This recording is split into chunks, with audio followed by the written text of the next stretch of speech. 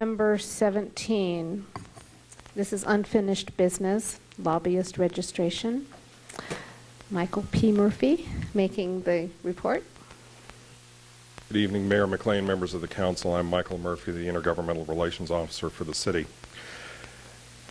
At two previous council meetings, you provided direction to staff relative to bringing before you tonight for consideration of introduction and first reading an ordinance amending the Santa Clarita Municipal Code, which would enact a lobbyist registration requirement here in the city of Santa Clarita.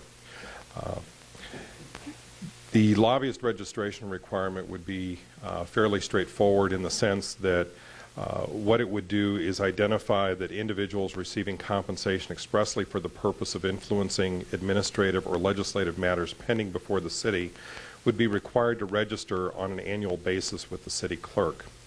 The registration requirements would include the lobbyist providing their full name, business address, and telephone number, the name, business, and address and telephone number of the individual or entity who has retained the lobbyist services, the legislative or administrative actions at the city to which the lobbyist would be engaged for services.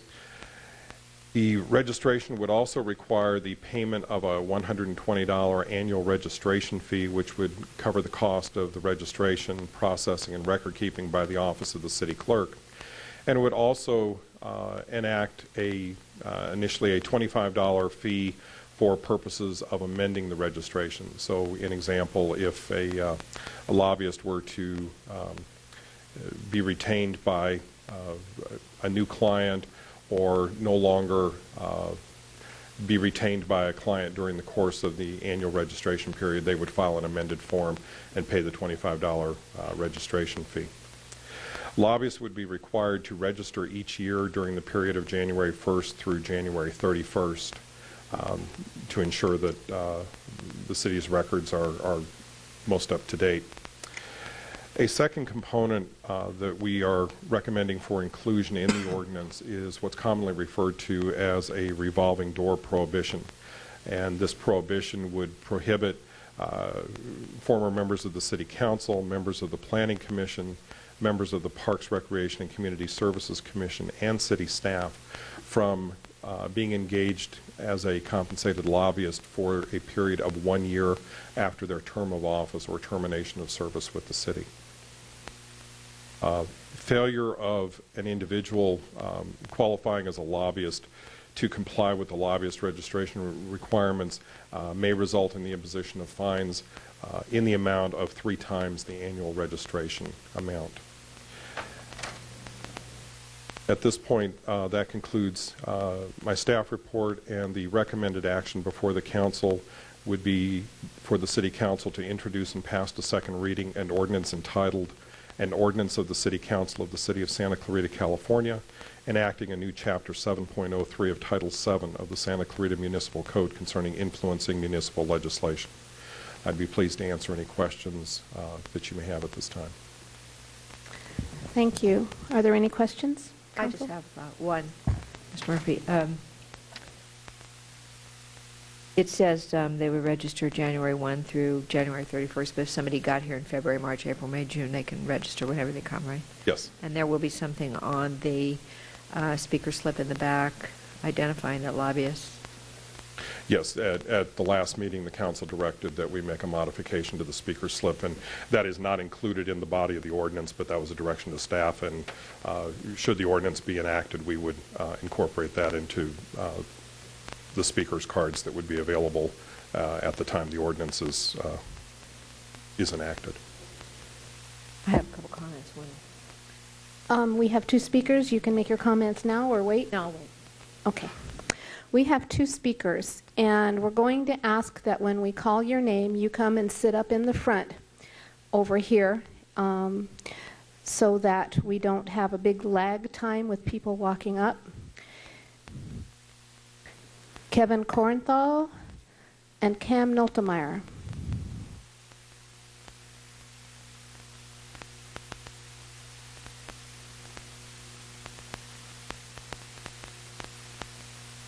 Kevin, you're first.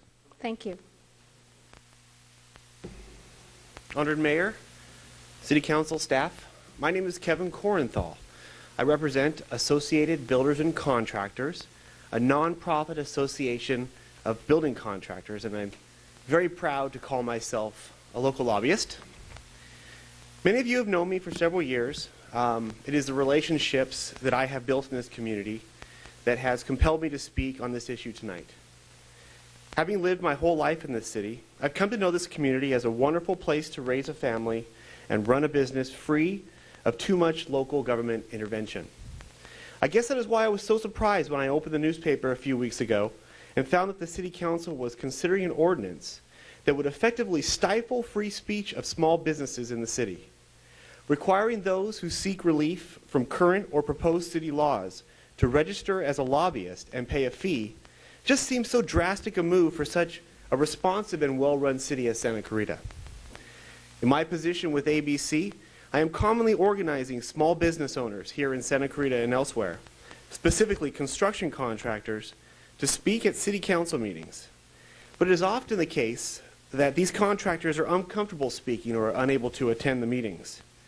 In these cases, I speak for these businesses. It seems to me that any person who speaks on behalf of a group of people, whether it be the leader of an association like myself, a volunteer in an ad hoc group of citizens, or even, dare I say it, a representative from organized labor, should be exempt from this ordinance.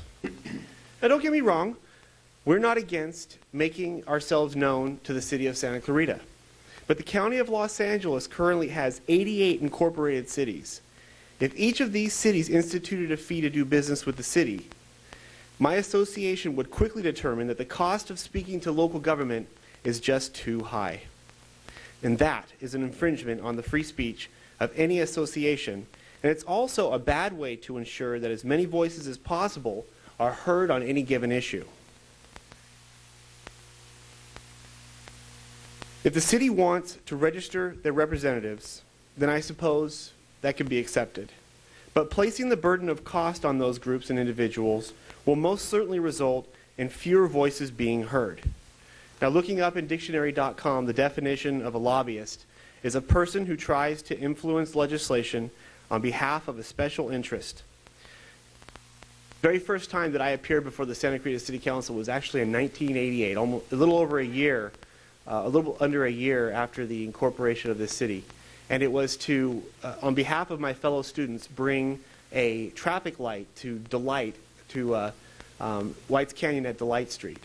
Under this definition given right here, that young Kevin Korenthal of age 18 years old would have been banned unless he registered as a lobbyist, according to what the city of Santa Clarita and what the dictionary.com says as a lobbyist. I thank you very much for your time, and I welcome any questions that the council may have for me. Thank you. I think we'll discuss it after we hear the speakers. Thank you. Pam Noltemeyer. Cam Noltemeyer. As I said at the last meeting, this was the start, but unfortunately it was weak to begin with, and you seem to do your best to gut it down to even a weaker. It would have been a lot stronger if you had left in the requirement of the employer of the lobbyist required to submit a letter authorizing, no cost or anything, just submitting a letter. I don't know why anyone would object to that.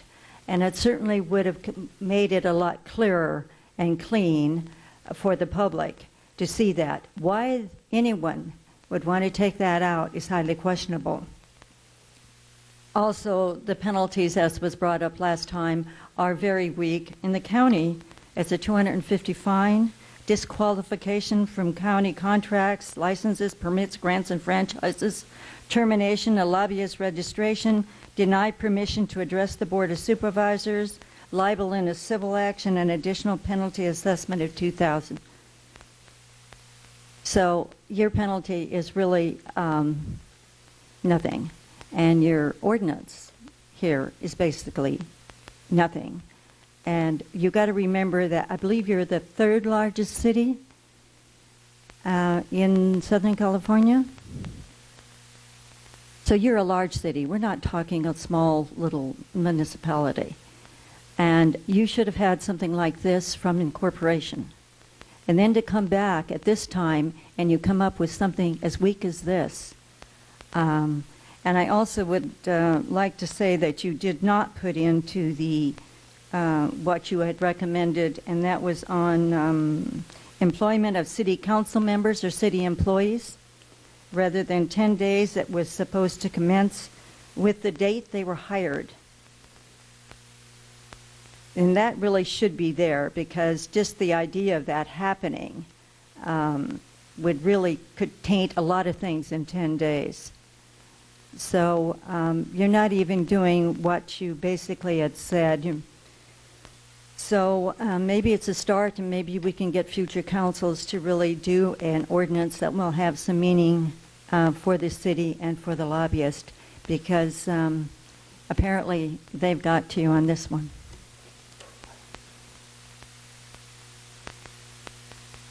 Did you have any comments, Ken? Mike? I think I'd rather have Mike Murphy respond. Thank you, Mayor and members of the council. Relative to the points that Mr. Korenthal raised, the definition of a lobbyist is specifically spelled out in the ordinance. And the definition specifically of a lobbyist means any individual or entity employed, retained, or otherwise engaged for compensation to communicate with any elective or appointed official, any officer or employee, or any task force, committee, board, commission, or other body of the city for the purpose of influencing any legislative or administrative action. Under the ordinance, an individual would have to be employed for the specific purpose of lobbying. And as Mr. Korenthal described what he does, in his position, that he would not need to register, nor would any of his members need to register. Only if their association were to employ someone to specifically lobby on their behalf, at that point, that individual then would be required to register as a lobbyist.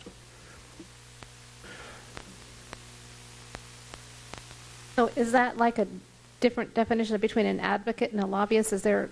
Well, they're one and the same. It's a choice of term. Advocate and lobbyist are quite often used interchangeably. But simply because he's representing a group.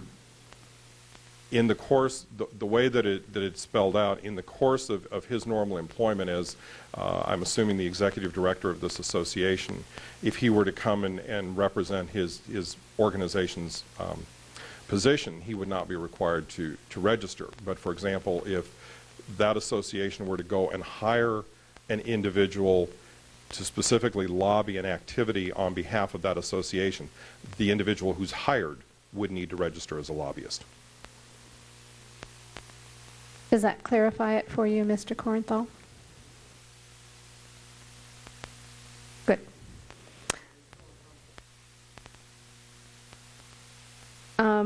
Okay.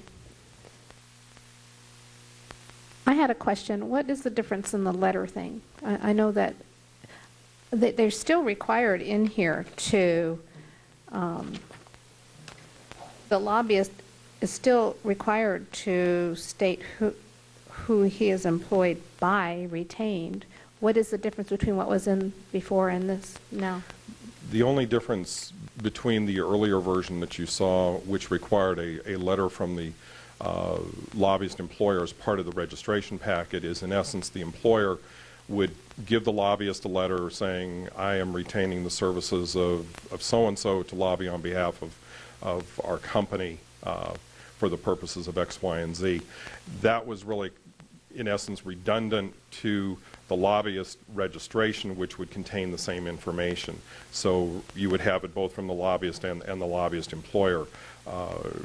Under the direction that the council gave at the last meeting, you requested that redundancy be removed, and therefore that the person registering as a lobbyist would be providing the only information relative to who they were representing. Correct. So all that information is there. It's just you're not repeating it. There would not have been any additional information that you would have received in that letter. It would have been the same information that the lobbyist would be providing. It would just be the source of the information. Okay, great. Thank you. Council, did you have any more questions of Mike?